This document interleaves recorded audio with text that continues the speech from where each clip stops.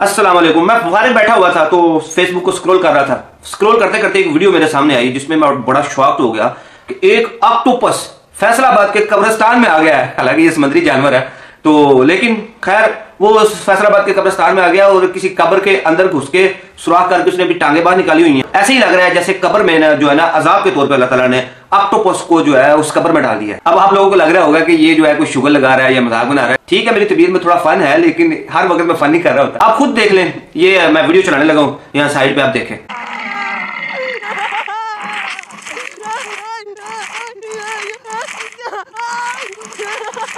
कब्रिस्तान में जब मैंने ये अजाब का खौफनाक मंजर देखा तो मैं हैरान रह गया कि मैं अपनी आंखों से क्या देख रहा हूं। क्या ये ख्वाब है या हकीकत है? मेरे पैरों के नीचे से जमीन निकल गई। मुझ में हिम्मत नहीं थी कि मैं खड़ा हो सकूं। मुसलसल अजाब की आवाजें मेरे कानों में पड़ रही थी। बड़ी वैसे हैरानगी वाली बात है कि कब्र में अजाब हो रहा है, वो भी ऑक्टोपस का। समुद्री जानवर जो है वो फैसलाबाद के कब्रिस्तान में आ गया है अजाब देने के लिए। ये बरज़की चीज है जो मतलब बड़े बड़े वलीउल्लाह, खैर बड़े पीर साहब को छोड़ के, बड़े पीर साहब तो कब्र के अंदर भी चले जाते हैं, जाके मुरीदान को बचा लेते हैं, उनकी तो अलग बात है।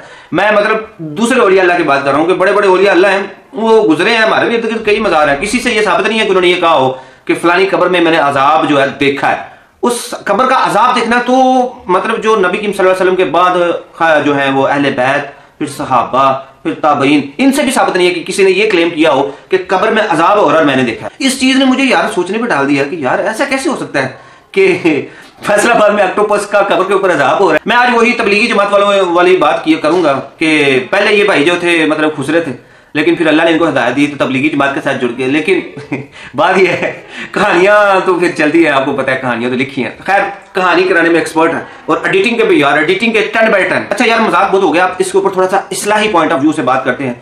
नबी करीम सल्लल्लाहु अलैहि वसल्लम की सही मुस्लिम में 2 अहादीस ऊपर तले हैं, 7213 7214, यानी कि 7213 7214।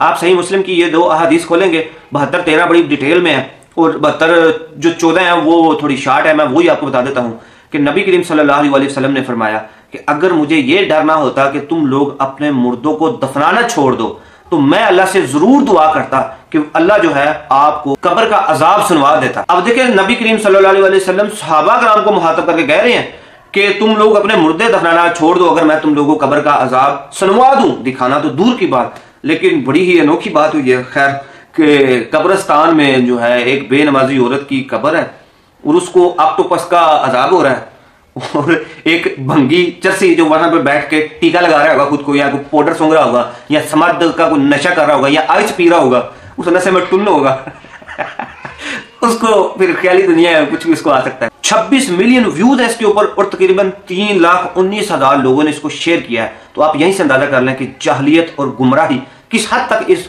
उम्मत में फैली हुई है कि अगर किसी गुनाह को रोकना है तो उसके लिए उससे बड़ा गुनाह करके थोप दिया जाए। क्योंकि अगर ये कोई क्लेम करता है कि उसने कब्र का अजाब देखा है तो वो सहाबा से आगे चला गया है, क्योंकि अल्लाह पाक ने ये चीज बरज़की और पर्दे में रखी हुई है। और आप सल्लल्लाहु अलैहि वसल्लम ने कब्र का अजाब सहाबा को भी नहीं सुनवाया क्योंकि उनको डर था कि ये अपने मुर्दे दफनाना छोड़ देंगे। तो खैर तौबा का दर खुला है, हर एक शख्स के लिए दर खुला है। जो भी बेनमाजी है आज तौबा करे, नमाज शुरू कर दे।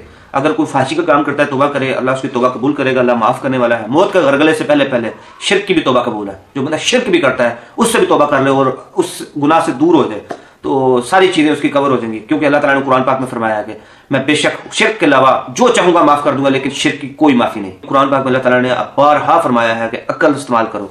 नसीहत वही लेते हैं जो अक्ल इस्तेमाल करते हैं। आप लोग क्या कहते हैं कि इश्क दे चले नंबर ला गए, अक्ल वाले ने एवं उमरा गालियां और अल्लाह कह रहा है कि नसीहत वही लेगा जो अकल इस्तेमाल करता है। ये चीजें हमें हमारे उस्ताद ने सिखाई और माशाल्लाह उस्ताद मोहतरम की ये मेहनत रंग ला रही है। एक पीढ़ी चलेगी, उससे आगे पीढ़ी, फिर उससे आगे, तो ये कहानियां इंशाल्लाह दबती दबती चली जाएंगी, क्योंकि ये दीन इस्लाम से इनका कोई ताल्लुक नहीं है, ये झूठ बोलते हैं। अल्लाह ताला सबको हिदायत दे और कुरान और हदीस को पढ़ के उसको समझ कर और उस पर अमल करने की तौफीक अता फरमाए। आमीन।